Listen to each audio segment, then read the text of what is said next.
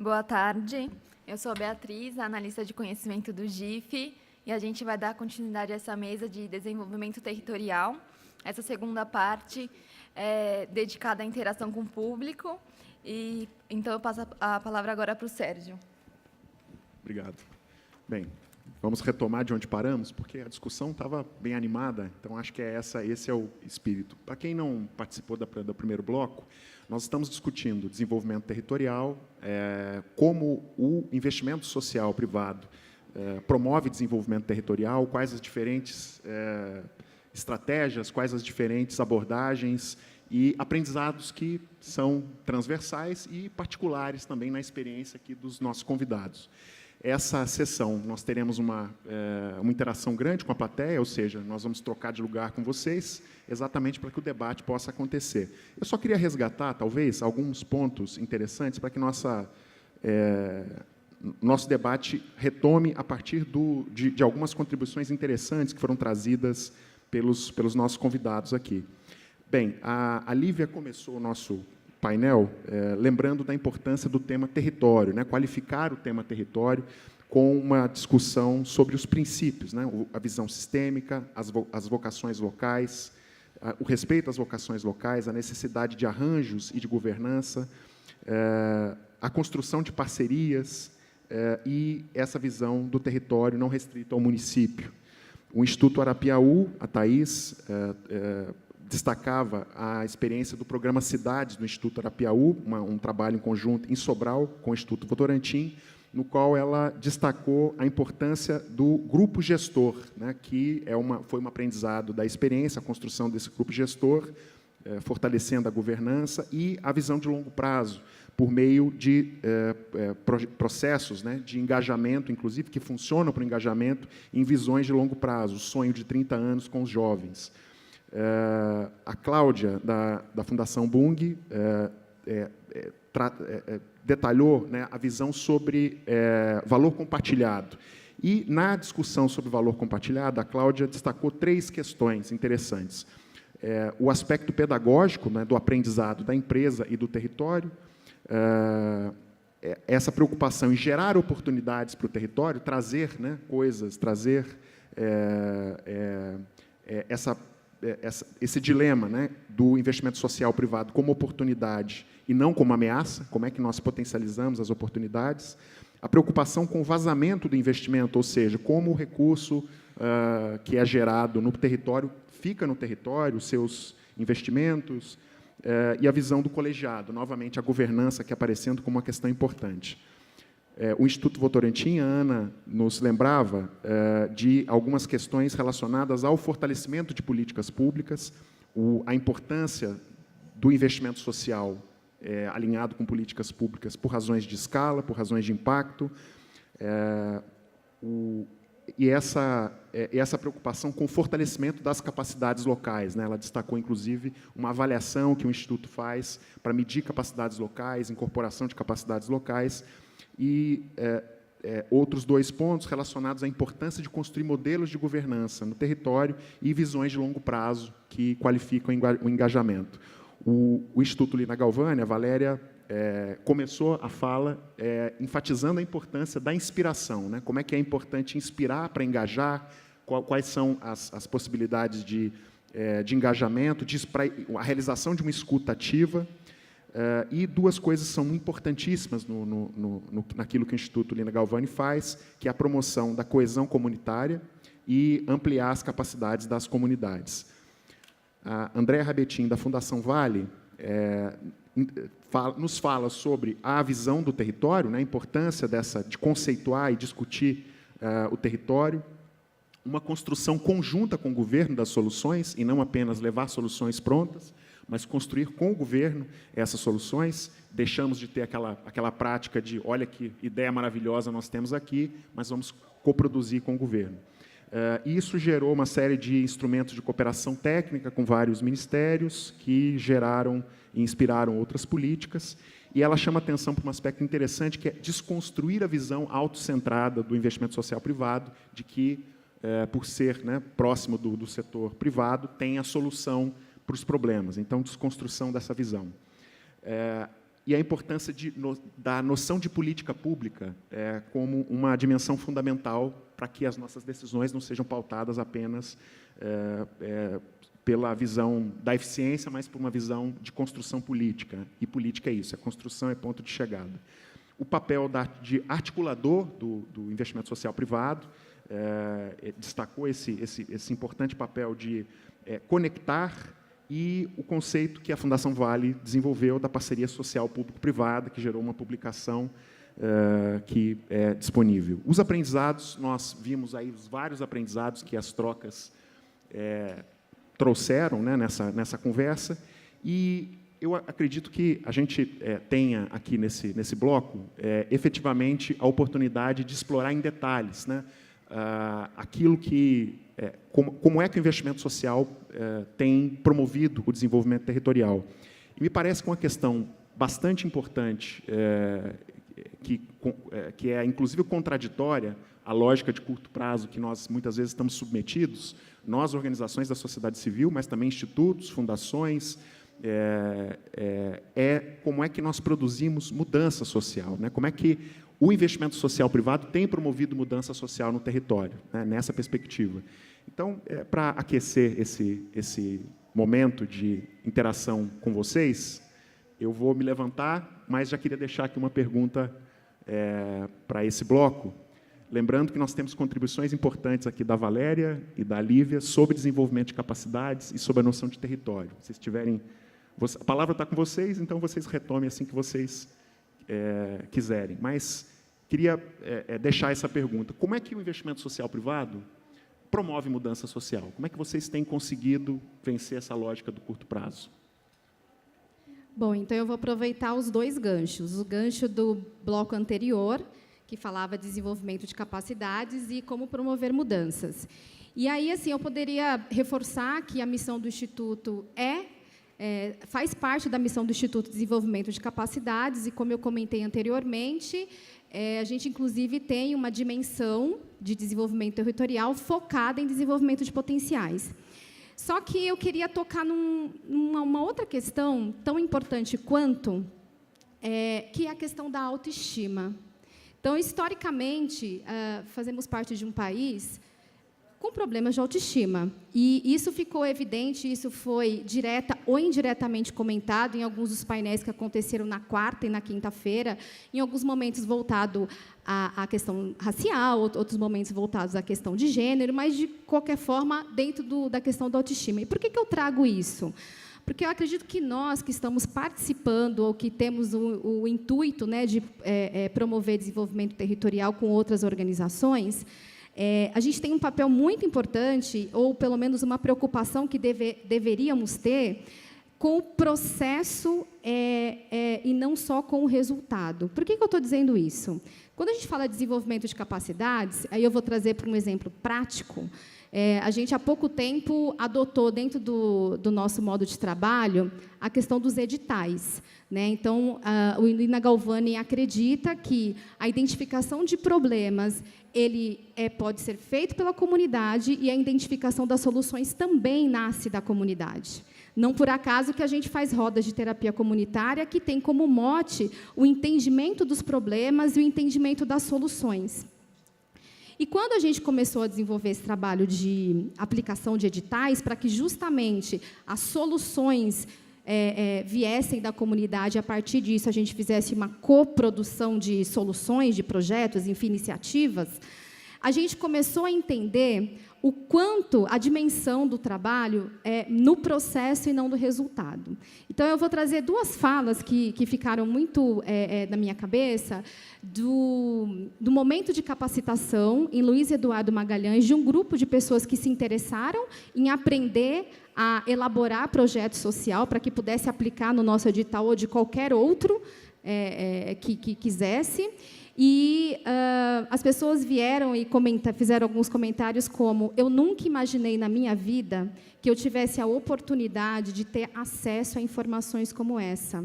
Eu sempre achei que consultores ou pessoas que conhecessem de desenvolvimento de projetos, elas nunca chegariam aqui, no oeste da Bahia. Uma outra senhora, que trabalha com empoderamento feminino, me disse assim, se eu não passar pelo edital, tudo bem. O mais importante é que vocês me mostraram que eu sou capaz. Então, isso ficou muito marcado na minha memória, porque não existe desenvolvimento territorial sem participação. E não existe participação se as pessoas não acreditam nelas. Então, hoje, a gente convive com comunidades onde as pessoas não entendem ou não compreendem, ou não tiveram a oportunidade de entender a importância do papel delas na sociedade.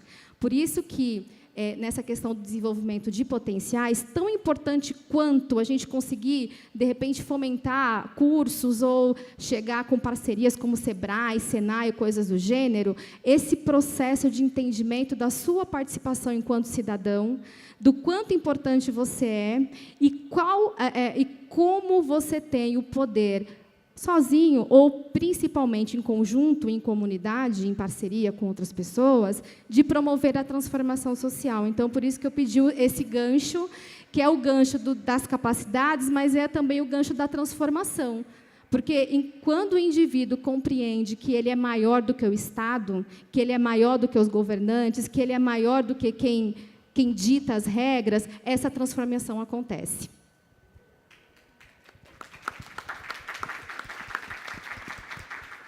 Quero aproveitar o gancho da Valéria para fazer, então, a retomada com capacidades, mas também responder à provocação do Sérgio.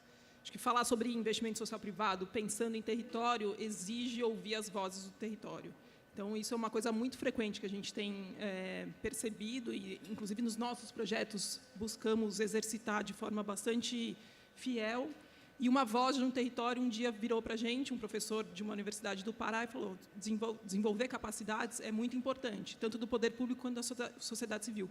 Mas quando os investidores sociais também vão começar a pensar nas suas próprias capacidades, e das capacidades específicas que eles precisam desenvolver para lidarem com territórios completamente diferentes, seja Tocantins, seja Bahia, seja Minas, seja o Pará. Então, essa voz do território, para mim, é o que também nos instiga lá no GVSES a pensar em transformação social. Transformação social tem muito a ver com essa escuta sensível e, né, esse olhar muito cuidadoso com as pessoas e com os processos com os quais a gente lida. Só para fazer mais uma provocação relacionada a capacidades, a gente vem discutindo bastante a questão de capacidades tangíveis, então, a necessidade de fortalecer capacidades, e daí, né, de todos os públicos que eu acabei de mencionar, mas também das intangíveis. Como é importante observar processos que são silenciosos, que são sutis, que são tácitos, tanto na gestão pública quanto na sociedade civil, para verdadeiramente pensar em transformação social. Então, deixo aqui minha contribuição para fechar, né, a nossa conversa da primeira parte, mas também para deixar essas provocações de como a gente traz mais as vozes do território para as nossas trajetórias aí de intervenção. Eu queria só lembrar que a plateia pode se sentir à vontade para assumir aqui o palco. Nós vamos deixar as cadeiras aqui à disposição de vocês. O tempinho está aqui na frente, vocês vão ser também testados pelo nosso cronômetro aqui, 3 minutos para cada intervenção, mas a palavra é de vocês. Vamos contribuir aqui com essa reflexão tão importante. Eu vou dar, enquanto o Vinícius está chegando aqui, eu só vou complementar essa questão que a Lívia colocou. Essa questão de ouvir o território é importante, isso tudo a gente, né, tem falado isso, mas eu acho assim, a transformação, ela passa pelo interesse dos envolvidos, né? Eu acho que é pretensão nossa achar que projeto de desenvolvimento territorial contribui com o território, desenvolve sim, se as partes envolvidas, seja empresa, comunidade, poder público, verdadeiramente estiverem interessadas e focadas naquele modelo, naquele desenvolvimento, naquela transformação. Se não é assim, um finge que faz, o outro finge que está participando. Seja quem seja o ator que está, vamos dizer assim, desempenhando aquele papel de quem finge e de quem faz, né? Então, assim, a transformação, ela passa muito pelo interesse dos envolvidos, porque, assim, construção coletiva, ela não é fácil, gente. Tudo aquilo que a gente pode, eu digo isso até pela vida da gente, tudo aquilo que a gente pode fazer sozinho é muito mais fácil do que aquilo que você faz de maneira coletiva. Agora, óbvio que o coletivo, ele é muito mais transformador, ele proporciona resultados muito maiores do que aquilo que você faz sozinho. Mas a gente não pode, né, aqui, já que a gente está falando tanto dos aprendizados quanto dos não aprendizados, das possibilidades ou das não possibilidades, é importante a gente deixar isso bem claro também. Precisa existir um interesse genuíno das partes envolvidas para que a transformação, de fato, ocorra, porque senão você pode investir caminhões de dinheiro, você pode ter as melhores consultorias lá trabalhando, você pode ter assim, uma equipe técnica da empresa a melhor possível, mas se a empresa também não estiver engajada, a coisa não acontece. Se o território não estiver a fim de que a transformação aconteça, ela também não acontece, né? Então, acho que a gente tem que ser bem claro. Também Um ponto aqui, concordo bastante com esse ponto que você trouxe da vontade genuína, e eu acho que é muito importante que o investimento social privado e que a filantropia ela dialogue com os grandes motores do território. Então, quais são as grandes cadeias econômicas, né? Quais são os impactos, o que a gente pode fazer dialogando com isso e não ser algo que fica, de certa forma, separado. Então, reforçando um pouco o que eu falei antes, né? Eu acho que o grande impacto da filantropia e do investimento social privado é quando a gente consegue mexer em modelos econômicos, em políticas públicas e promover a participação social. Então, acho que é super... E isso tudo é muito mais desafiador, como você falou. Bom, meu nome é Vinícius, eu tenho uma consultoria chamada Avesso, que trabalha com essa questão do desenvolvimento territorial. A gente atua com algumas empresas, Klabin, a Suzano, o pessoal da Fiat também, da Natura, promovendo o desenvolvimento territorial em municípios do Maranhão, de Santa Catarina, aqui de São Paulo também. E a gente, eu também sou conselheiro do Instituto Lina Galvani, então a gente vê na prática acontecer aí esse desenvolvimento, né? E uma coisa que eu percebo, né, e aqui apareceu isso hoje, a Thaís trouxe lá do Arapiaú o exemplo de Sobral, né, a Cláudia também na Fundação Bung trouxe o exemplo do SEMPEC com os jovens, né, lá na atuação deles, que esse tipo de projeto também acaba estimulando um pouco a democracia. Não sei se vocês percebem isso aqui, né? Eu queria trazer essa provocação para vocês, né? No momento que a gente está vivendo, né, de país onde está tudo tão desacreditado, né, ninguém sabe o que vai acontecer no futuro e tudo mais, né, você trabalhar com esse desenvolvimento e você chegar e estimular a participação social, muitas vezes o controle social também, mostrar para eles que eles podem monitorar indicadores do município e tudo mais, isso é uma forma de você estimular a democracia, né, a participativa, e eu acho que isso é um ganho que pode ser chamado de indireto dos projetos, mas eu acredito que é bem direto também, né? E é bem interessante, né, nesse momento que a gente vive, né? E, por outro lado, isso também acaba, às vezes, prejudicando os projetos. Não sei se vocês sentem isso, porque muitas pessoas vão lá, participam e falam assim, não aguento mais participar, porque nada acontece, o poder público não faz. Às vezes, o município vê como uma ameaça, né? Isso, não entende que é uma oportunidade, como foi lá em Sobral, que a Thaís contou, né? Vê como uma ameaça, né? Então, acaba que as pessoas ficam desestimuladas, né? Não entendem que aquilo é um processo, uma mudança de cultura que pode levar um tempo, né? Então, eu queria provocar vocês nesse sentido, se vocês também concordam com isso, né? Eu acho que também a questão de mudanças, a gente está muito acostumado a falar de grandes mudanças, ou pensar em grandes mudanças, os impactos sociais, mas as mudanças elas também têm que ser percebidas ao longo do processo, né? Então, por exemplo, a gente tem projetos de apoio à gestão pública que a gente faz junto com o poder público, o plano de saneamento básico, o plano diretor participativo. E dentro disso está previsto que tenham audiências públicas. E a gente sabe que muitas vezes essas audiências públicas elas são feitas de maneira que envolve pouco, que comunica pouco. Então, às vezes, a gente, estando no território, as mudanças a gente vai percebendo com pequenas coisas, né? Percebendo que aquele momento de interação, de democracia, de participação, as pessoas, de fato, estão participando, o poder público está, de fato, pensando em envolver e comunicar e divulgar isso para todo mundo. Então, o Sérgio fez também a provocação de como se institucionaliza isso, né?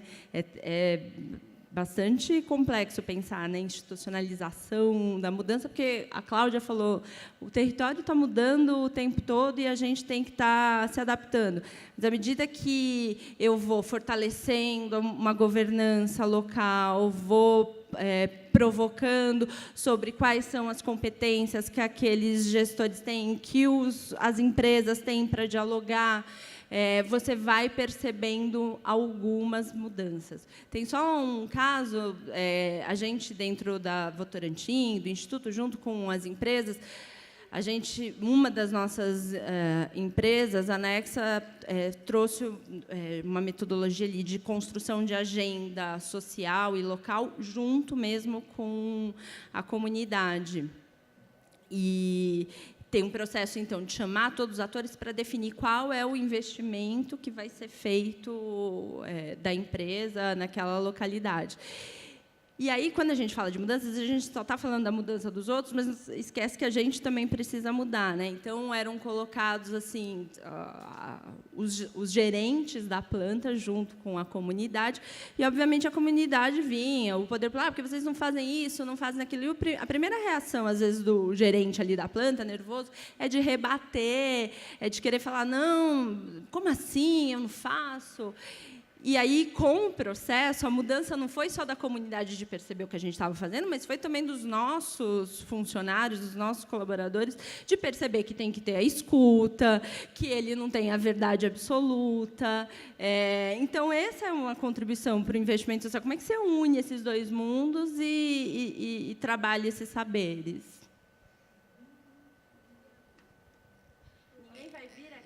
Queria só, antes de eu sair dar lugar aqui para vocês, só colocar que um dos meios, né, para que essa prática aconteça, tanto da democracia quanto da transformação, por exemplo, trabalhar com os conselhos municipais, que é uma instância legítima, com a participação da sociedade civil e uma íntima proximidade com o poder público.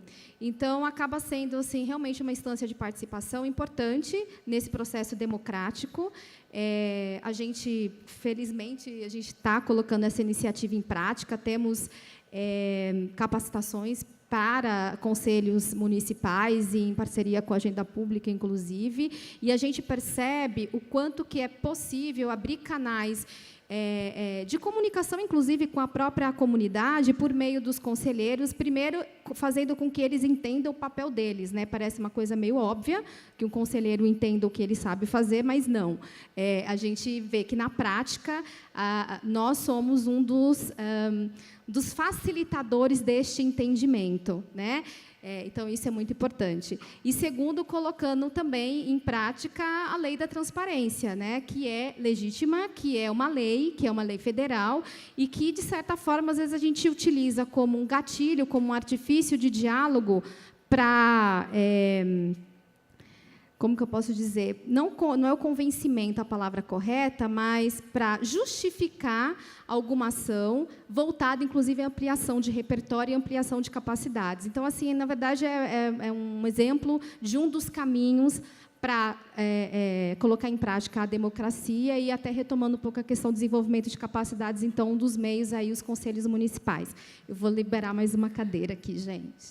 Eu queria só fazer uma provocação para o Rodrigo, da Michelin, que está com a gente, convidamos para ele estar aqui conosco, para ver quais são os desafios e oportunidades de estar no território integrado, dialogando entre empresas e com o poder público. Bom, primeiramente, peço desculpas, eu sou fora ao meio, estou aprendendo muito, fui convidado pela Andréia para participar, pelo projeto que fizemos em conjunto, mas me sinto muito mais confortável na plateia do que aqui. Sou advogado de formação e eu só estou trazendo isso porque eu achei a sua colocação fantástica. Mas sou advogado, mas sou um verdadeiro sou lobista, na verdade, né? Eu sou diretor de Relações Institucionais da Michelin. Meu trabalho é dialogar com o governo. Meu trabalho é auxiliar na formulação, na avaliação, no monitoramento da política pública. Mas, infelizmente, todos nós temos uma visão, até pelo que se passa hoje no país, uma visão um pouco errônea do que seria o trabalho de relações institucionais. Quando, na verdade, ele é um verdadeiro processo de fortalecimento da democracia. E hoje, o processo que nós tivemos a oportunidade pela Vale, mas principalmente pela pessoa da Andréia, é de ver que não há essa noção ao meu ver, e eu acho que ao ver da Michelin também, essa noção de investimento social privado. É um investimento privado, ponto. Né? A empresa está dialogando ali, ela está trazendo a sua a sua contribuição, e a maneira mais fácil de trazer a sua contribuição é olhando para frente, para trás e para dentro, né? E a gente, graças a Deus, teve pela demanda da Andréia, que é o principal cliente da nossa empresa aqui na América do Sul, uma oportunidade de integrar forças, somar forças, como você disse, de maneira cooperativa, em algo que já está funcionando, com uma expertise, acho que algumas de vocês falaram aqui mais cedo, para algo que já está funcionando, em algo que a gente saberia agregar, porque a gente lida com isso. Mobilidade é o homem em movimento, é como a gente acredita ser nossa proposta de valor.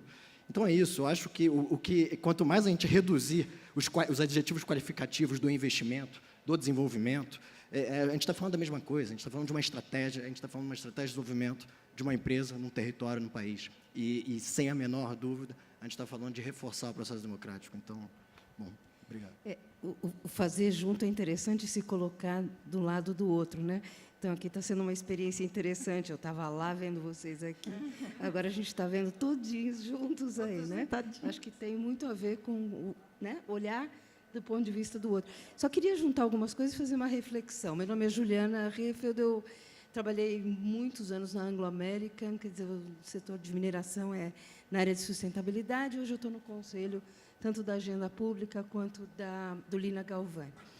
O que eu queria juntar, eu acho fundamental o que você resgatou, Valéria, da percepção que as pessoas passam a ter do acesso que elas podem ter à autoestima, a políticas, a querer, a poder realizar seu sonho.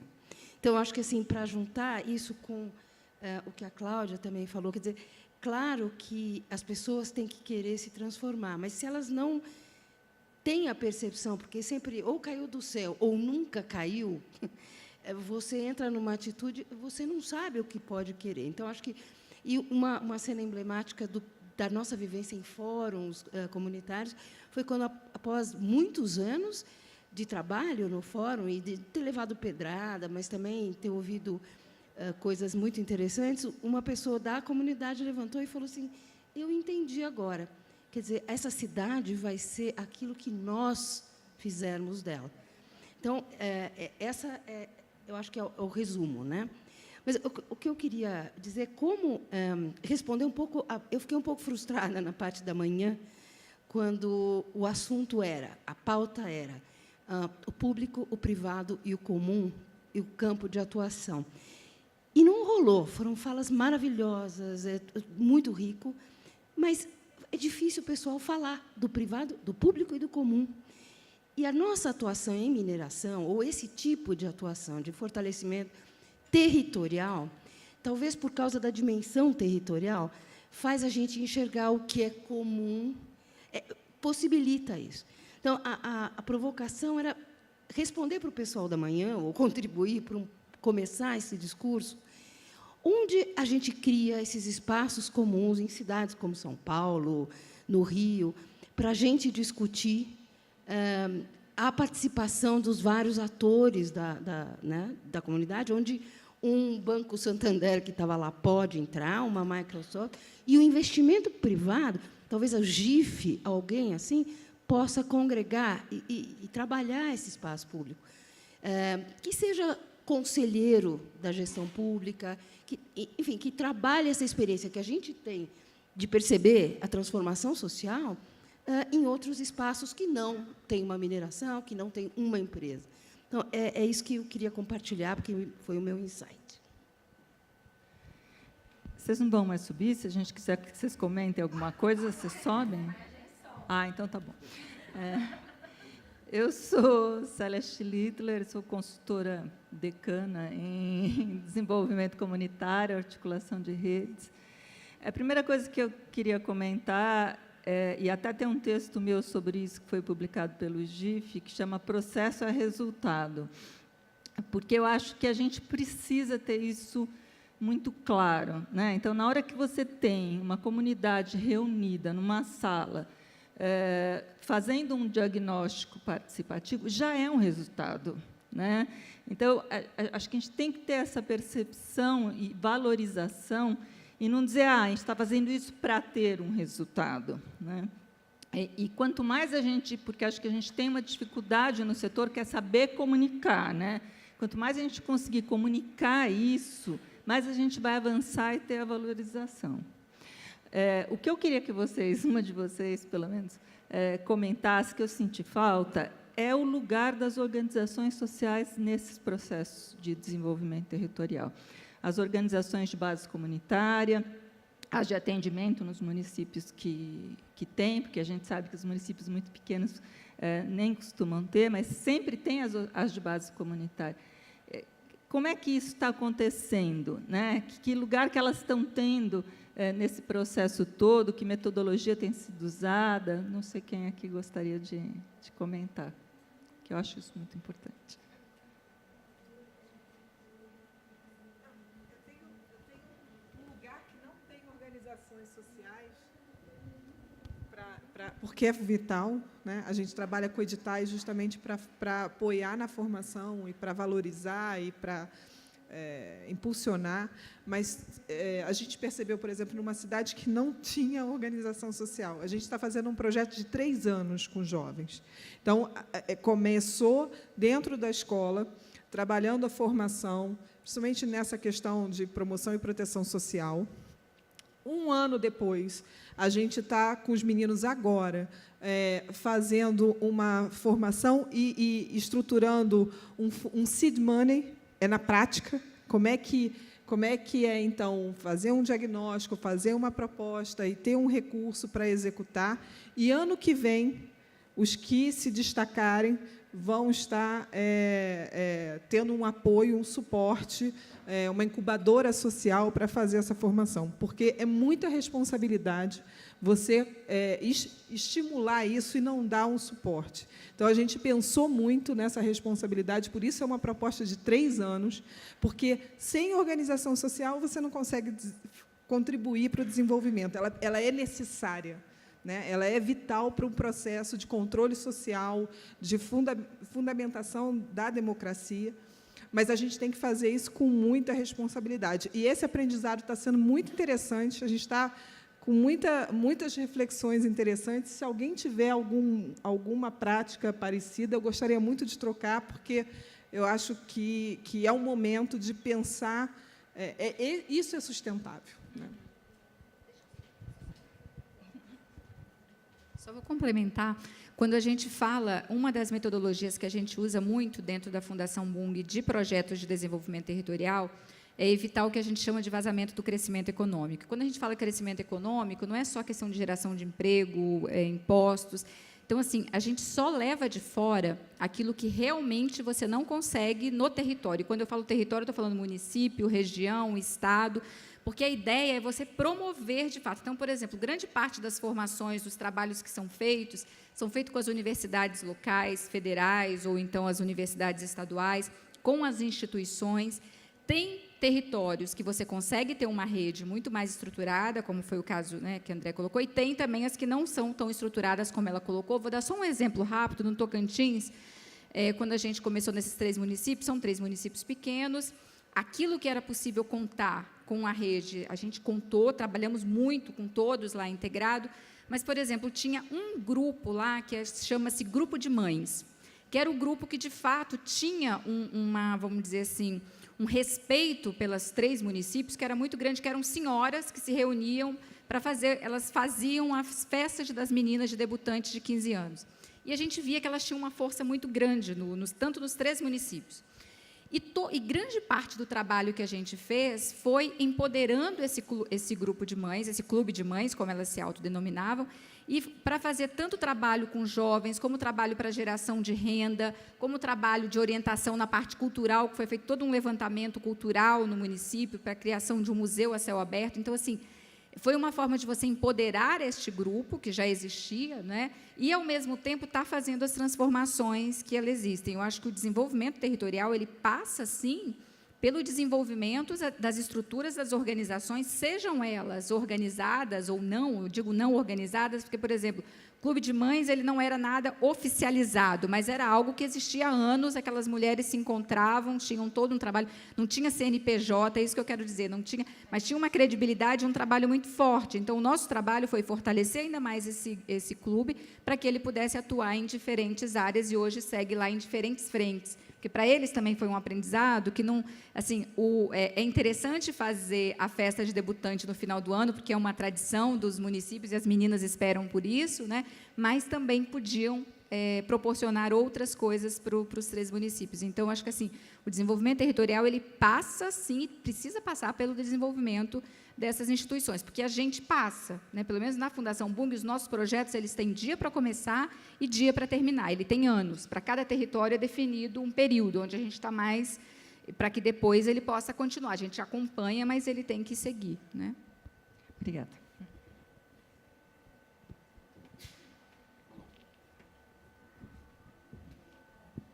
Boa tarde. É interessante, a gente conversou agora há pouco aqui, a sensação de estar aí, de estar aqui. É o mesmo território. Aí é um território maior, aqui é um território menor. E minha fala vem de um lugar, na Fundação Tite Setúbal, eu coordeno o Círculo Territórios, e nós estamos muito atuantes em São Miguel, num compromisso voltado para a redução das desigualdades socioespaciais. Também atuamos na área da educação, da cultura. Mas, em São Miguel, nesse menor território, chamado Jardim La Pena, onde vivem 12 mil pessoas, é uma área de várzea, uma área que, para o planejamento urbano da cidade, é de alta complexidade, porque ela mistura APA com ZEIS, com terras do senhorio da EE, com operação de águas da Sabesp. São terras que muita gente paga IPTU, apesar de ter ocupado. Tem gente que constrói e aluga, enfim. Mas, em São Miguel, já há 10 anos, num determinado momento da nossa trajetória, a gente observou que, no plano diretor estratégico, porque é diferente você falar de um bairro da cidade de São Paulo e de um município de qualquer outro estado. A gente percebeu, na revisão do PDE de 2013-14, o aprimoramento e as orientações que o PDE coloca a respeito do instrumento plano de bairro, como também a Votorantim trabalha com o PIO, na região oeste de São Paulo. Ao olhar para esse instrumento, ele orienta de que sejam cumpridos determinados ritos, e como no Jardim La Pena existe um germe de mobilização há mais de 10 anos, um fórum de moradores, um dos ritos do PDE é que você precisa ter um colegiado composto de lideranças de gente que não tem CNPJ também e outras instituições, já com CNPJ, que atuam, que têm convênios com o poder público da cidade, como um CCA, como 2 creches que lá existem, de que você tem que observar esse rito de elaboração do plano com a dinâmica participativa. E daí iniciamos, em maio de 2016, em meio a um grande novo adensamento nesse território, por conta de falta de espaço mesmo da cidade, e por grandes desigualdades, a necessidade, já que é um território que teve grandes conquistas por conta de uma mobilização efetiva, e São Miguel, o Jardim La Pena é um bairro que está dentro dele, tem um histórico de mobilização e de conquistas que advém desde a pastorais, desde a teologia da libertação, tal, e a Fundação tem esse legado, a Fundação Tite Setúbal, por estar lá. Iniciamos uma elaboração de um plano de bairro participativo, desenvolvemos uma metodologia de oficinas que fizemos primeiro um diagnóstico junto com a Fundação Getúlio Vargas, desenvolvemos as oficinas participativas e criamos um método para traçar, para poder trabalhar entre o sonho e o que é tecnicamente possível. Nessas oficinas também esclarecemos como é que funciona o orçamento da cidade, numa perspectiva de lutar e pressionar o poder público e até fazer advocacy e articulações políticas, porque o plano de bairro permite você trabalhar uma lógica de investimento territorializado, porque você organiza microdemandas urbanísticas e, para nosso espanto, ao ter o plano elaborado, com a participação de 750 pessoas, indiretamente a escola local também se envolveu, o Centro de Cultura e Adolescente também se envolveu, as agentes comunitárias se envolveram também até no próprio diagnóstico subjetivo das relações subjetivas. Foi uma grande conquista, um grande plano. E nos espantamos ao levar para o poder público um grupo político que, aparentemente, não poderia dialogar com esse tipo de dinâmica participativa, de planejar o lugar onde se vive, onde se habita, onde se mantém relações, entendeu o planejamento participativo como algo importante na perspectiva de um planejamento urbano descentralizado. Então, seja qual for a tendência ideológica de quem está no poder de uma cidade, quando um bairro, ao elaborar um plano, participativamente, organiza suas microdemandas urbanísticas, trabalhando não só a questão de infraestrutura, mas também outras questões que são ligadas ao espaço urbano, o desenho urbano voltado para contemplar a criança, o adolescente, voltado também para a redução de outras desigualdades que dizem respeito a gênero, étnico-racial, e foram elencados e validados 4 grandes eixos. O eixo com mais... Está terminando. Ih, meu Deus, eu estou desacostumado. Eu fico lá, eu fico anotando, e eu levo mais de 10 minutos. Eu vou encerrar. Um dos eixos mais votados foi a organização comunitária. Tinha também meio ambiente, qualificação dos espaços públicos e também para um desenho urbano que contemplasse a primeira infância também. 32 ações. Para cada desafio, foram 4, 9 propostas e 32 ações. Concomitantemente à elaboração do plano, estou terminando, é mais 23 segundos, prometo. Se instituiu um colegiado para garantir, inclusive, após a elaboração do plano, as ações que nós estamos, nesse momento, voltadas para a implementação. É claro que a Fundação Alcides Setúbal teve um papel de animador aí, mas hoje não somos mais nós que estamos à frente. Hoje nós temos um colegiado de instituições e lideranças que, concomitantemente à elaboração do plano, o colegiado, convocando a comunidade, foi discutir a LDO. Foi à Câmara, entendeu que é LOA, né? Foi falar com os secretários, né, informalmente ou não, acidentalmente mesmo na Câmara, sobre o PPA e da necessidade, por exemplo, de ter uma alínea voltada para isso.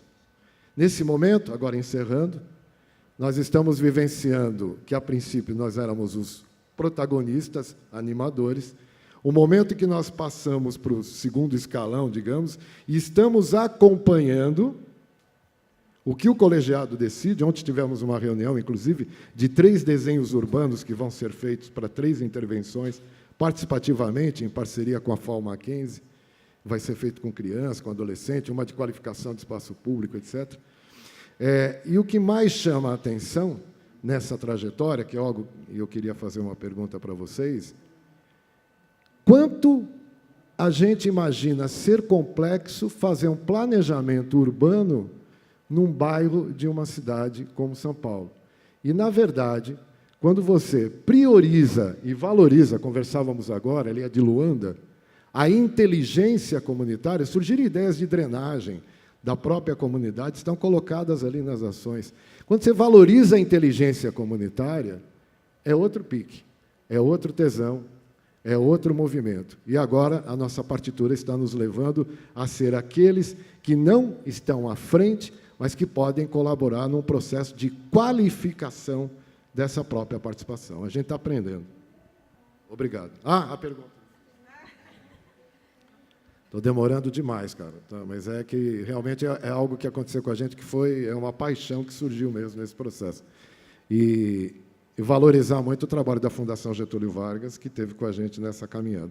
Queria perguntar para vocês qual a diferença entre trabalhar em territórios como você trabalha, Vale, que pega vários municípios, e trabalhar num bairro específico, né, de uma cidade, de uma metrópole.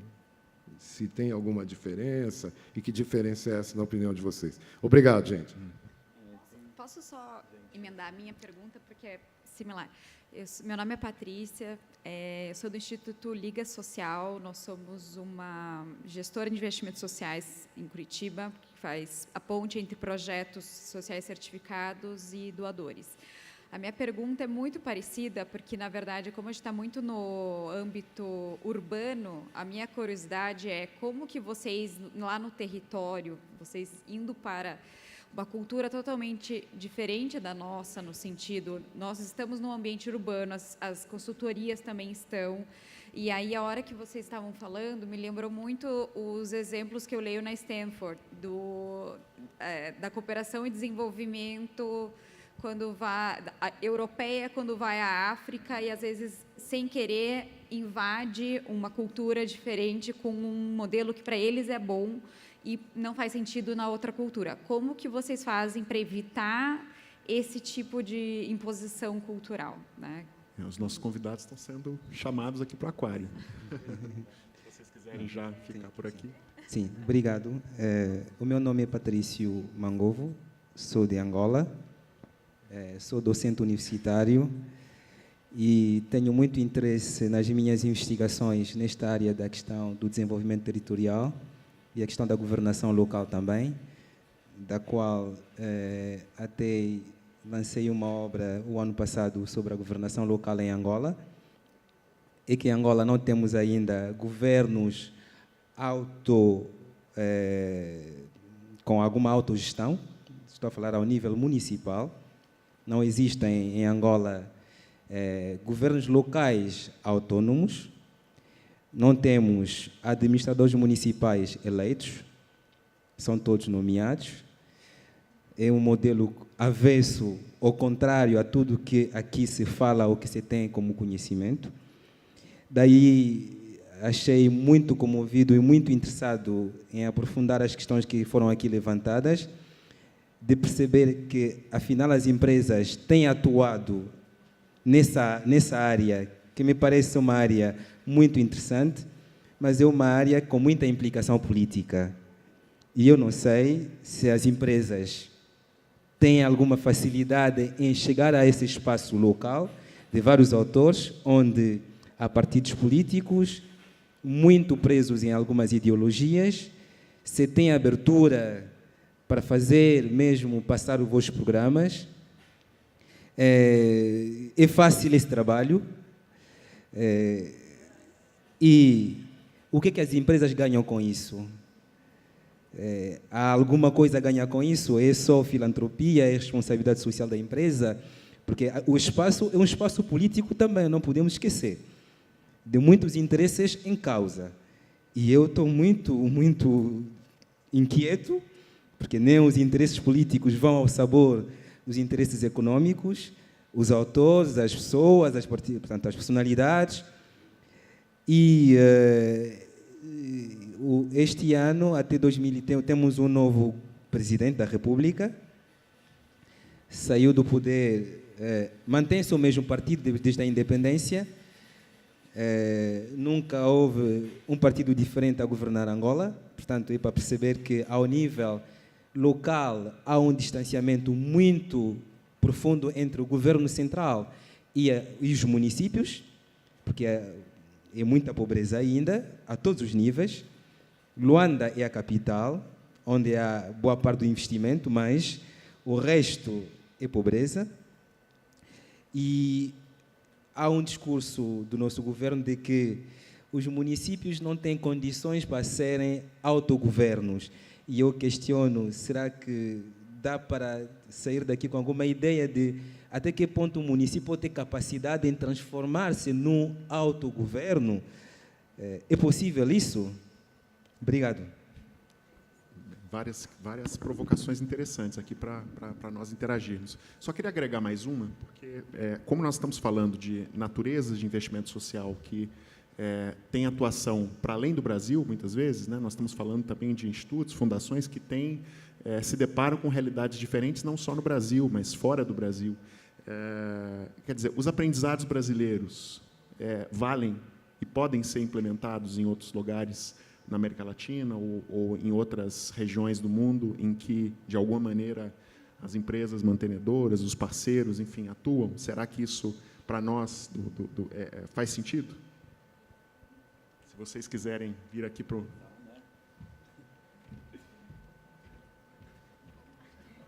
Agora... Eu queria fazer agora, falando um pouco, né, em cima disso que veio, o Instituto Arapiaú, né, assim como a Fundação Tite Setúbal, é um instituto familiar, então é um papel diferente, e contar um pouco da parceria que a gente teve com o Instituto Votorantim no território, e foi uma parceria muito interessante, porque a empresa é parte daquele território, né? E no caso específico de Sobral, nós não éramos. Então, isso gerava uma desconfiança muito grande. Então, primeiro explicar para as pessoas no território o que é isso, porque existem poucos institutos assim no Brasil. E uma desconfiança muito grande, assim, qual é o interesse, né? Então, um pouco do que veio, né, nessa pergunta anterior, assim, o que eles querem? E aí vinham coisas, vão abrir uma empresa. Então, tinha um pouco disso. Mas, ao longo do processo, né, conforme as pessoas vão vendo que é sério, isso vai se diluindo. E eu acho que, né, da outra questão que veio, a principal forma também de a gente ser genuíno no território e tudo isso é através da participação. Então, o nosso papel é realmente de apoiar e valorizar o que existe ali, ser realmente catalisador de mudança e não ser protagonista. Então, eu acho que é exatamente isso ali, a gente, né, fazer as coisas acontecerem, e as capacidades estão todas ali. Eu vou responder aquele como chegar no território. E acho que falando para o Patrício, né, de Angola, assim, se é possível, né, ter participação e transformar, é sim, viu, Patrício? E só existe esse caminho, né? Tudo que vem de cima para baixo, chega uma hora que não dá. Eu acho que e o caminho passa pela coletividade, sabe? Hoje é um, amanhã são 2, 3, 4, e essa mobilização que vai fazendo o movimento crescer, porque essa também foi a nossa história, né? Talvez hoje você pode olhar para o Brasil e falar assim, o Brasil tem uma organização política, social diferente, mas assim, nem sempre fomos assim, e também estamos em transformação, né? Nós ainda estamos em transformação, e eu acho que a transformação está aí sempre. O que a gente não pode é perder o foco de vista e estar disposto para a mudança, para a luta. E a luta que eu estou falando não é luta armada, mas no sentido de caminhar, de dar passos. Às vezes você dá 2 para frente, tem que dar 1 para trás, mas continuar seguindo em frente. E a questão de como chegar no território, quando ela perguntou, eu lembrei, quando a gente chegou no Tocantins, nós tínhamos todo um plano elaborado junto com a comunidade, que foi feito todo o planejamento. Então, assim, a gente trabalhava com políticas públicas, desde plano diretor urbano, com plano de resíduos, com todo um trabalho de aterro sanitário, na educação, trabalhando, né, fortemente a questão da formação de jovens. Então, assim, olha, gente, até projetos assim, 1000. A gente chegou lá trabalhando de uma maneira ampliada. E quando a gente começou o trabalho, a gente viu que a coisa não caminhava, né? Não andava, tinha alguma coisa que pegava. E aí a gente fez um trabalho com uma pesquisa, nós contratamos uma socióloga com uma empresa que trabalhou com a gente à época, a Diagonal, inclusive encontrei algumas pessoas aqui da Diagonal Urbana que fez todo o trabalho para a gente. E aí a gente foi perceber que no território, no Tocantins, existia uma questão muito forte que era assim, eu nasci goiano, né, mas agora eu sou tocantinense. Então, eu não sei muito bem o que eu sou, se eu sou goiano, se eu sou tocantinense. E aí depois tinha uma outra questão interna que era assim, quem veio do Maranhão, quem migrou do Maranhão, eram os ricos da região, porque tinham grandes fazendas, né, ou tinham terras. Quem vinha de outro lugar, tipo assim, não tinha, vamos dizer assim, não tinha valor, entre aspas, né, ou ficava muito mais a reboque do território. E aí a gente percebeu que o primeiro projeto que a gente precisava fazer, que não estava previsto no plano, era um projeto cultural. Então, foi quando a gente começou a resgatar e traçar pactuar com a comunidade o seguinte: a gente não quer saber quem é goiano, quem é tocantinense, se é Bung, se não é Bung, porque é a empresa, né, que estava lá, porque também tinha uma rejeição muito grande à empresa, né, porque quem é essa empresa? Nunca teve uma empresa aqui, agora vem uma empresa para o território. Então, a gente falou assim, vamos trabalhar naquilo que nos une. O que nos une? E aí, durante um ano, a gente fez um trabalho de levantamento junto com o Clube de Mães, com os jovens, as escolas, levantando assim, quais são os bens materiais e imateriais daquela região. O que nos unia, independente de ser empresa, de ser público, de ser privado, de ser tocantinense, de ser goiano, de ser maranhense, de ser paraense. E aí a gente foi resgatando, sabe, histórias antigas, cantigas antigas, bens móveis, imóveis. E isso virou uma brochura que tem catalogado todos os bens materiais e imateriais da região, e as pessoas também começaram a se apropriar dessa cultura. Isso virou um projeto também de geração de renda, não só cultural, porque você também começou a formar, e os municípios passaram a fazer parte da política cultural do Estado. Criamos um museu que a gente chama Céu Aberto, identificando essas regiões. Então, isso foi super importante, porque, a partir dali, a gente criou uma base comum para todo mundo, né? Então, assim, chegamos no mesmo patamar. E, a partir desse trabalho de reconhecimento da identidade do território, de cada um, e de que aquela empresa também agora passava a fazer parte daquele território, é que a gente conseguiu, de fato, começar a desenvolver o restante do programa. Então, o que eu estou querendo dizer é o seguinte: às vezes, a gente elabora muito, mas, assim, tem várias formas de se começar, né? Não existe uma só. E, muitas vezes, a gente começa daquela que a gente menos imagina que a gente vai começar. Bom, André, se me permite. Sérgio, eu gostaria de juntar a sua pergunta com a do nosso colega Patrício. Está funcionando? Perdão. Sobre o que a empresa tem a ganhar com isso, se a gente pode resumir parte da sua questão, e sobre a internacionalização dos casos, né? Bom, compartilhando um caso, na verdade, não de fora, Brasil para fora, mas de fora para cá, que nos ensinou muito como a gente deve começar a atuar no Brasil. Por isso que essa atuação e vir para cá ver e ouvir sobre território é muito interessante. Quando abrimos uma fábrica em Chennai, na Índia, tínhamos um projeto de uma das principais fábricas do Grupo Michelin de materiais semi-acabados, né?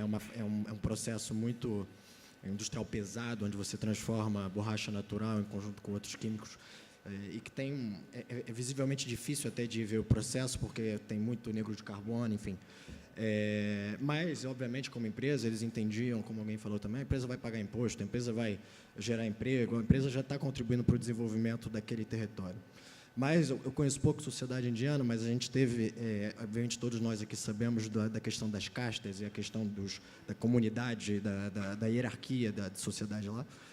A implantação dessa fábrica quase foi parada, investimento de milhões de euros, foi parada, literalmente, quase foi cancelada, porque não houve uma concertação junto com a comunidade prévia do que seria a atuação, de como é que a gente deveria dialogar. A sociedade indiana, e pelo menos no caso prático de Chennai, ela foi altamente impositiva, porque lá você tem, na figura das lideranças patriarcais, lideranças comunitárias também, coisa que a gente não tem aqui. Está tendo esse empoderamento dos líderes comunitários, das comunidades a irem, mas de forma um pouco agressiva, ao meu ver, de vez em quando. E lá aprendemos que era necessário o que você falou, entender, teve todo um plano que, no nosso caso, era de instalação de uma fábrica, um plano que a gente achava bom para aquela comunidade, para ter, no final de contas, as nossas fábricas, mas a gente viu que a gente havia necessidade de falar com aquela comunidade, de ver se tinha, quais eram as demandas, era questão de oftalmologistas, então a gente acompanhou, isso nos ensinou muito. Eu sei que pode parecer básico para muitos de vocês, mas isso nos ensinou muito como que o diálogo com a comunidade, não necessariamente com o poder público, mas com a comunidade, era sine qua non para a decisão e o avanço do investimento, né? Bom, esse foi um case que nós trouxemos para o Brasil, porque nos últimos 4 anos nós temos investido bastante aqui, a contrassenso do que a conjuntura pode levar a crer, mas o que a empresa tem a ganhar com isso? A empresa tem hoje, por exemplo, numa agenda mais, que se discute mais, pelo menos, que é a agenda do clima, a empresas de óleo e gás, empresas que lidam com transporte, com a qualidade, que impactam na qualidade de vida das cidades, elas têm numa agenda do clima o framework do mercado delas para aqui para frente. Se elas não se adequarem, elas perdem o mercado. Está ali todo o plano estratégico da empresa, está ligado àquele framework de trabalho no que tange a clima. E quando eu vejo a questão do desenvolvimento do território, eu acho que temos a mesma coisa sem todo o mesmo enfoque.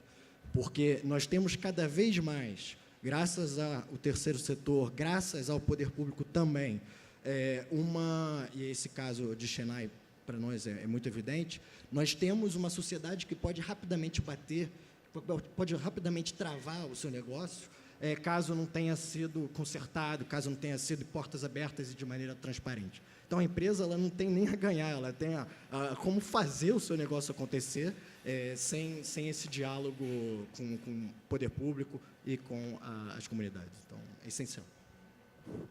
Só para pedir para o nosso colega somar a pergunta, que é a roda. Oi.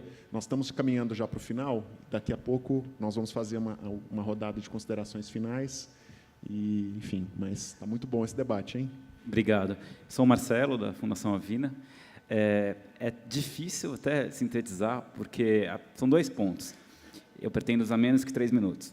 O primeiro é o seguinte: eu participei de uma mesa aqui na quarta-feira sobre avaliação. E nessa mesa eu apresentei uma ferramenta específica para avaliação de desenvolvimento territorial. E, ao mesmo tempo, eu sentei aqui, eu aprendi tanta coisa, que a minha primeira provocação existe no GIF grupos que já debatam isso com regularidade, comitês, talvez exista, talvez não, mas que se encontre com uma regularidade e que cruze. Aí, o cruzamento que eu vejo é da avaliação como a própria, que é o índice de progresso social. Eu não vim divulgar especificamente a ferramenta, até porque eu acredito que muitos de vocês conheçam, né? A gente, na Avesso, aí tem algumas empresas, a Coca, a Natura, a Klabin, que já estão usando, mas é uma ferramenta que alinha, né, a avaliação com o próprio desenvolvimento territorial, com o próprio... E aí abre com outras metodologias para você entrar com plano de desenvolvimento local, para você tratar da questão da licença para operar, né, que você estava falando, que você trata da questão de criar espaços, institucionalidades, né, para que haja um grupo que não é da empresa, não é a empresa está investindo, a empresa está dirigindo, mas empoderar, né, a comunidade, né, para efetivamente gerar esses grupos, com o diferencial de ter uma metodologia internacional que comunica efetivamente para stakeholder, para acionista, né, o quanto que avançou ou não tal comunidade, ou tal território, vamos usar a palavra território, que é mais adequado. Então, na verdade, essas seriam minhas provocações, né, a questão da riqueza desse debate e dos cruzamentos possíveis com a área de avaliação, né. Obrigado. Bom, só para eu acho que eu já vou respondendo e fazendo as minhas considerações finais, porque a gente está com o tempo apertado, né? 10 minutos. Respondendo à questão do que a empresa ganha, eu acho que no caso da mineração, ela só ganha se ela conseguir fazer um trabalho com o território. Não tem como, assim, não existe a possibilidade, né, a licença social para operar. E eu queria, de tudo que foi perguntado, assim, chamar a atenção, porque às vezes a gente fala assim, não está dando certo, ou, enfim, não está bacana, porque olha o outro assim, pô, ele não está sabendo fazer, né? Ou ele não está com a intenção de fazer. Eu queria chamar a atenção para algo que passa por nós, e somos todos nós, que fica invisível. Muitas vezes a gente também não abre a escuta e não olha com a lente do outro por uma questão natural do ser humano de, às vezes, estar num momento de acomodação ou a carga que a gente traz de experiência, de cultura, né? Isso é muito forte. Eu posso dar um exemplo que aconteceu comigo recentemente, e eu vim de comunidade de baixa renda, eu trabalho com isso há muitos anos, e fui para um projeto maravilhoso que a gente tem lá no Maranhão, com o BNDES, que trabalha com a gente. Quando eu olho assim na indústria de castanha, super linda, eles estão vendendo super bem as mulheres. Eu olho 3 lá atrás, batendo a castanha, tudo sujo. Eu fui lá, o que aconteceu? O que vocês estão fazendo aí? Aí ela falou, é que a gente não tem lugar de sentar. E tem assim, a gente investiu no espaço físico, o maquinário, a gente não tem lugar para sentar. Eu falei, não, mas espera aí, vamos olhar esse negócio, vamos ver, né, vamos pensar juntos e tal. Aí a outra falou, que assim, não tem uma ventilação. Não, a gente olha tudo. E estou lá conversando. Aí uma olhou e falou assim, moça, a gente chega com tanto problema, tanta coisa na cabeça, com o marido, com casa, com o filho. A gente está conversando. E, para mim, que trabalho tanto com isso, foi, assim, uma pérola. Porque, às vezes, a gente não está com má vontade, porque, às vezes, a gente tem experiência, mas a gente tem que fazer isso todos os dias, olhar com a lente do outro. Isso sob pena de perder grandes oportunidades no território. Então, eu queria, assim, se eu puder contribuir com essa conversa, eu queria que a gente chamasse esse olhar que se torna invisível, né, trazer à tona, porque é isso que vai fazer uma construção criativa, arranjos interessantes para o processo de desenvolvimento do território. Porque, assim, parceria a gente já viu que é super importante, fazer junto a gente já viu que é super importante, bem intencionados somos todos nós que estamos aqui às 5 da sexta-feira falando sobre isso, mas esse olhar, né, de tirar a lente da gente e colocar a outra é um exercício árduo, mas super necessário. Muito obrigada por essa oportunidade, agradeço o GIF e a todos os meus colegas. A gente tem um grupo muito bacana, né, que discute como é que o investimento social fortalece política pública no GIF, e eu convido a todos para participar, porque vale muito a pena, é sempre muito bom, sempre trazendo muito aprendizado. Muito obrigada. Bem, agora nós já vamos para as considerações finais. Vocês certamente têm questões ainda pendentes, né? Mas se pudermos concluir já com as... Bom, minha consideração final tem a ver com uma pergunta que foi feita, mas eu acho que dialoga bastante com os aprendizados que a gente escutou e tivemos nessa tarde, que é sobre a questão da escala da intervenção, né? Que território é esse? Quais são os possíveis territórios? O colega da TID-Setúbal nos fez essa provocação. E, pelo que a gente tem ouvido por aí, inclusive, né, em parceria com o próprio Instituto Arapiaú, a gente analisou 4 casos, né, 4 experiências de construção de cidades, de agendas de cidades sustentáveis, em parceria com o Instituto Votorantim e tantos outros, e a gente chegou à conclusão que, ao olhar esses 4 casos, e, né, a experiência de tantos outros parceiros que a gente tem, com os quais a gente tem se relacionado ao longo dos anos, que qualquer intervenção em qualquer território é válida. A gente tem recebido muita demanda para entender qual é o papel de um edifício corporativo na cidade de São Paulo e como isso pode provocar ondas de centralização de serviços e de centralização do planejamento de uma cidade, como isso traz muito valor. Ao mesmo tempo, a gente, como GV, já estivemos num município chamado Juruti, no meio do Pará, em que cada deslocamento demorava 12 horas de barco, e o planejamento territorial estava sendo feito da mesma forma. Então, a própria palavra território nos coloca esse desafio. Cada território tem sua rede, tem a sua conectividade, não só a digital, mas também a relacional do capital social, e, portanto, qualquer intervenção é muito bem-vinda, seja em forma de bairro, prédio, município na Amazônia, região metropolitana. Acho que os esforços, inclusive, podem ser somados nessa direção. É um prédio trabalhando, são vários municípios, é um consórcio, enfim... só para dizer que todas as experiências têm, de certa forma, trazido muitos aprendizados e que valem a pena, né? E aproveito, então, para agradecer muitíssimo aqui essa tarde maravilhosa, deliciosa, falando com as minhas amigas e amigos territorialistas. E espero ouvir mais também sobre essa discussão e ter mais espaços como esse para falar sobre território e desenvolvimento territorial. Obrigada.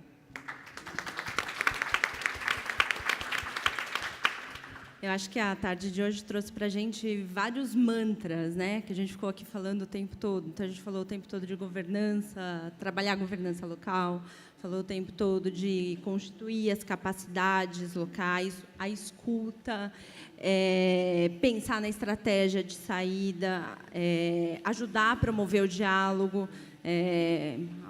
Ao ter um novo ator lá, a gente também está ajudando a promover o diálogo, colocar uma lógica assim de resultado. A Célia trouxe que processo é resultado, e a gente tem que olhar isso. Na hora que tem mais participação, isso já é um resultado, né? Mas que outras lógicas a gente está colocando também, e o que conhecimento é esse que a gente está levando. E acho que um outro ponto que veio aqui era, mas quais são os interesses, né? Interesses todos temos, né? O poder público tem um, a empresa tem outro. A questão é como que a gente está convergindo. E lembrar, gente, a empresa está lá no território e, para ela, vai ser saudável se tiver mais educação naquele território, né? A Cláudia trouxe muito isso, né? Os nossos funcionários estão lá, os filhos dos nossos funcionários estão lá. Se tiver saneamento básico, eu vou diminuir, talvez, doenças, vou melhorar a minha produtividade. Essas lógicas são simples e já está na cabeça de todo mundo? Acho que não, né? E aí é papel também dos institutos e das fundações provocar isso nas outras pessoas, nas nossas empresas, nas outras pessoas que estão lá, e deixar isso mais claro, mais transparente, trazer o tempo todo essa discussão.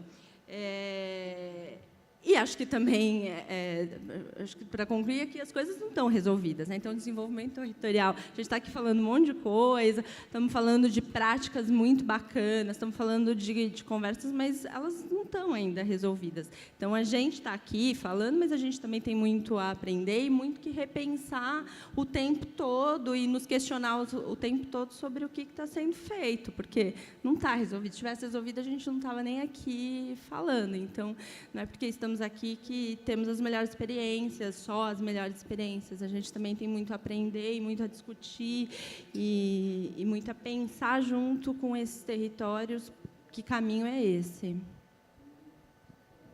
Bom. Agradecer também, que acho que foi uma conversa bastante rica e é muito bom ver experiências, né? Então, acho que contextos diferentes, mas com desafios muito parecidos.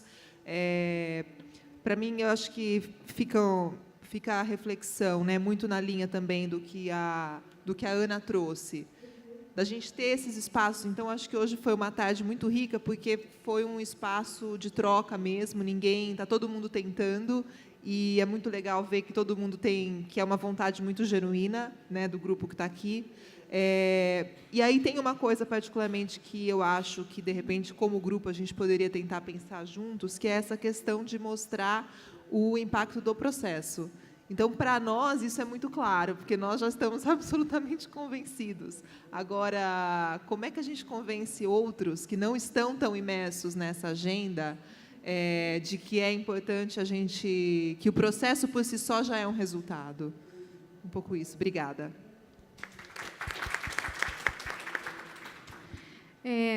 Respondendo um pouco, ou atendendo um pouco a provocação, a última que foi colocada sobre o monitoramento, até complementando um pouco da metodologia que eu comentei no início, a gente tenta fazer a nossa escuta ativa por meio de uma pesquisa qualitativa que é bianual, que faz a avaliação daquelas dimensões que eu comentei de coesão comunitária e desenvolvimento de potenciais. Então, existem vários questionamentos que nós fazemos em formato de perguntas para entender se a gente está ou não no caminho certo e se aquelas necessidades que foram colocadas no diagnóstico, elas ainda se mantêm. E, a cada ano, a gente promove rodas de terapia comunitária, que é um momento de uma pesquisa qualitativa, onde a gente escuta, literalmente, as demandas da comunidade e faz um cruzamento com aquilo que é quant.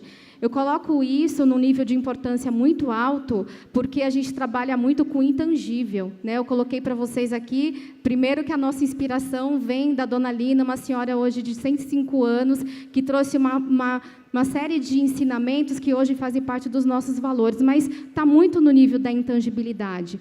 Só que a gente também, enquanto organização organização de investimento social privado, a gente precisa se profissionalizar. Isso também foi colocado aqui no Congresso, a importância disso.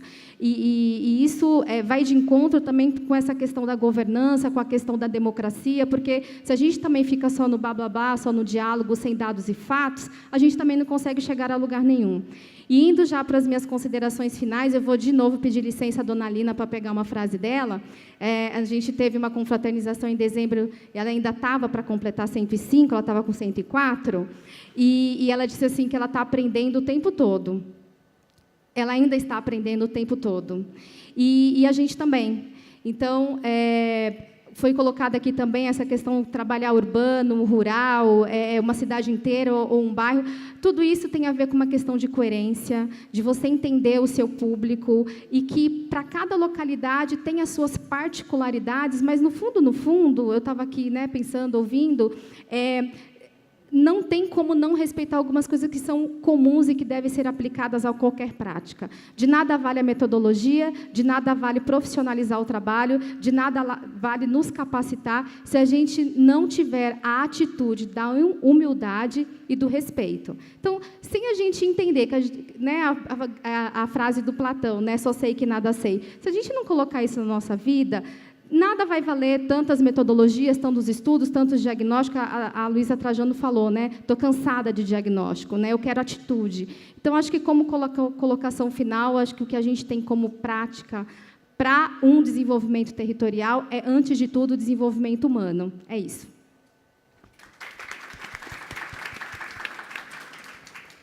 Olha, minha consideração final, como a todas, né, e todos aqui que passaram, é de agradecimento ao GIF, eu acho que primeiro pela realização do Congresso, por nos oportunizar esse momento de discutir sobre desenvolvimento territorial, por estar junto de pessoas, né, que a gente, no fundo, a gente se admira mutuamente, se ajuda mutuamente, porque desenvolvimento territorial é um trabalho muito árduo de tentativa, acerto e erro o tempo inteiro, porque não existe fórmula pronta, não existe receita de sucesso. É na prática mesmo que a gente vai sentindo e vai vendo, né, o que funciona e o que não funciona.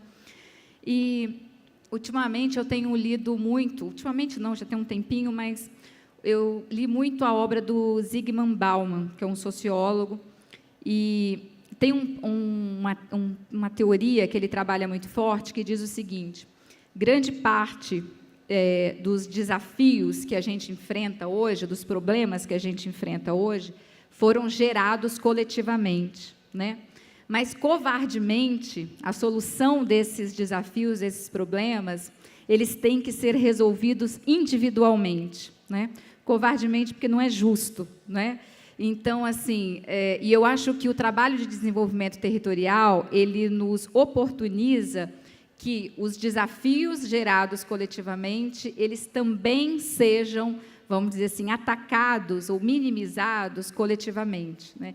E eu acho que isso é uma maneira, eu digo assim, até para nós que trabalhamos com investimento social privado, que temos grandes corporações atrás dos nossos institutos e fundações, eu falo que é uma maneira mais honesta de você praticar o investimento social privado, né? Porque, de fato, você está trabalhando com interesses de várias partes, mas oportunizando que o interesse de cada uma dessas partes envolvidas, ele esteja sendo privilegiado e ele esteja sendo contemplado. Então, profissionalmente, eu me sinto muito mais confortável trabalhando em investimento social privado via desenvolvimento territorial, do que, muitas vezes, por algumas outras maneiras, né? E que o meu convite para todos nós aqui é que os desafios gerados coletivamente, para que eles não sejam covardemente deixados, para que a solução sejam encontradas individualmente, mas que a gente se una cada vez mais para que busque essas soluções também de maneira coletiva. Muito obrigada. Trabalho de moderador fácil, né?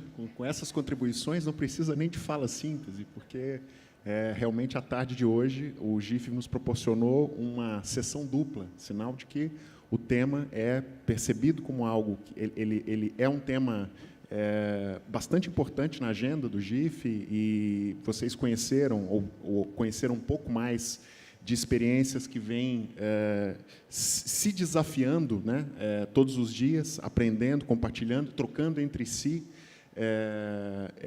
Para mim foi um privilégio também dividir essa mesa com parceiros, com colegas, pessoas que admiro, e talvez chamar a atenção de nós todos para uma forma que parece interessante de solucionar problemas. Na fala de todos, a lógica dos problemas públicos, ela não é uma lógica, não é uma questão governamental. Não sei se ficou totalmente claro isso na fala de todos aqui. Quer dizer, o problema público, a forma de atuar sobre os problemas públicos, a prerrogativa de atuação, ela não é apenas governamental. Então, as governanças que estão surgindo, isso não é um debate do investimento social privado apenas, isso é um debate que vem nas teorias de governança pública, na forma de atuação da administração pública. O governo também tem trazido para si, e aí como organização que trabalha com o governo, uma questão que é como nós ampliamos a coordenação interna, ou seja, o problema não é da Secretaria de Educação, não é da Secretaria de Segurança Pública, é um problema multicausal que tem que ser enfrentado por várias áreas do governo, mas também é um problema que precisa de cooperação com a sociedade, com institutos, fundações, empresas, e formas de participação que foram destacadas aqui, formas de construir essas soluções que extrapolam a participação tradicional, né? Vocês viram modelos de governança que vão além dos conselhos, formas de propor desenvolvimento econômico, formas de propor desenvolvimento social, ou seja, estamos diante de um convite para que a nossa atuação vá além daquela atuação tradicional. Isso é um problema do governo, isso é um problema da empresa, isso é um problema, a coprodução de soluções. Isso me parece uma grande provocação para todos nós, num momento ainda mais de grande responsabilidade pela agenda e pelos desafios que o Brasil está passando. E no local, isso fica muito patente, né? Para nós, no local, a atuação no local tem esse privilégio. E se nós olharmos para o que foi, né, o período pós-constituinte, alguns, talvez a maioria de nós aqui, vai se lembrar da descentralização a fórceps, né, das políticas públicas. E os municípios ficaram praticamente abandonados, né, com os problemas, com a responsabilidade, mas sem a diretriz, sem as políticas, sem os recursos. Nós estamos vivendo um período, pela situação que o país vive, de, novamente, os governos locais e o local, não os governos locais, mas o local como um espaço fundamental de discussão. Então, a discussão sobre desenvolvimento territorial, ela também é um locus que vai do bairro, mas vai para a cidade, vai para territórios mais ampliados. Então, é um convite para que a gente reimagine a maneira de atuar sobre os problemas públicos. Então, essa mesa foi um presente, né, para mim. Espero que... Agradeço a todos vocês que contribuíram e convido realmente para que esse grupo, né, que o GIF mantém, ele possa contar com vocês, né, que possam trazer as suas questões, as suas experiências, que hoje talvez não tenham sido suficientemente exploradas, mas tenho certeza que todos nós aqui estamos aprendendo muito e podemos fazer melhor juntos, né? Muito obrigado, até o ano que vem. Ou melhor, até o próximo congresso.